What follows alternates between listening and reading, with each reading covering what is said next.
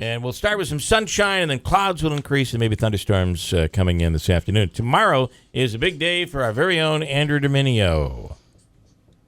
He's on the phone. Oh, yes, he's on the yes, phone. Sorry. it is. Hold on. Oh, forget it. I'll just do it myself. Tomorrow, Andrew's in the Ride for Missing Children, which So proud of him. is a big day tomorrow. And he's been training, and he looks really good. He's in great shape.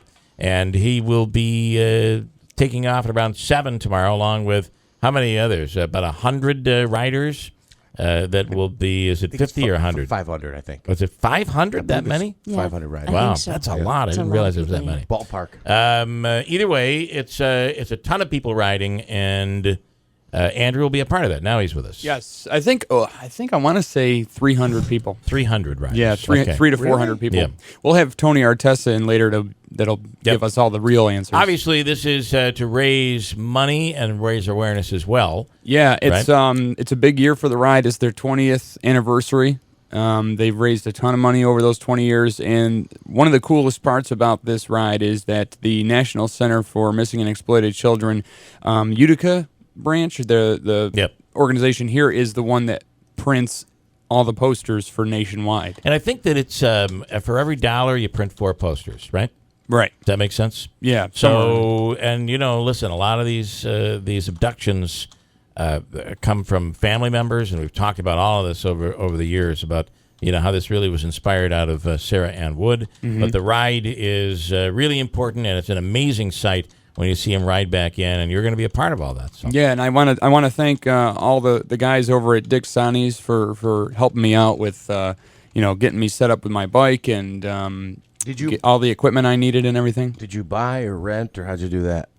They are providing it for the station so that I can ride. I have a present for Andrew, and he's going to love it. It's a little device that you put on your bike, and it kind of couples over. It's got 2 little wheels on it. It goes over the tire, and it's battery operated. So that in case I need a little help, it accelerates you. Awesome. I need all the help I can get. You just got to pretend. Don't let anybody not see allowed to you. Pretend do you're that. pedaling. And he doesn't need to do that anyway. Yeah. Andrew's been really training I'm just hard. saying. I have, and trying to say here. I've fallen 3 times off my bike, and it's funny because I didn't know about this until I started, spinning and riding the bike. I've got shoes that have clips, so a lot of riders clip into their pedals, and so you're basically stuck to the bike. So yesterday, Dallas and I were riding, and we were pulling out of her sister's driveway, and I decided that I wanted to stop. Well, I only clipped out my left foot, so I'm on, I've got the right foot clipped in, and I start to fall, and it's one of those things where you don't think about unclipping, you just think about bracing yourself for the fall, and it kind of happens in slow motion. So I was, I always have. I'm sure he looked amazing while he was falling. It was a good fall, but I've always wondered what kind of terrible person would have invented the bicycle, and why they give the boys bike with the bar right there, and girls get the luxury of having the that whole V thing. It makes no sense to me. Clearly, the boys should have had the girls' bike, but you can't. I mean, a boy rides a girl's bike, and they're making fun. What's the purpose of the kids. bar? Why should it even be there? Yeah, what is its purpose? If they can make a girl's bike with a V, why does the bar even have to be there? Right. I can't be the only one that, as a kid, slipped off that pedal So glad and you marked that learned a very valuable lesson. Well, that's one reason I'm glad my feet are clipped into the pedals. Yeah, and you get a little bit more control. Yes. There's nothing more painful. There's that, I don't even know how to describe the sizzle that you feel in your brain and the sound. It comes with sound effects and everything when you fall like that. And the stomach pain. The stomach pain. The pains, and then the lingering pain. So what is it with that bar? And then the I've embarrassment. Never understood it. And you got the embarrassment on top of it. Yeah. Well, it is what it is. Crocs. There's a new story out about Crocs. These are the shoes. What are Crocs?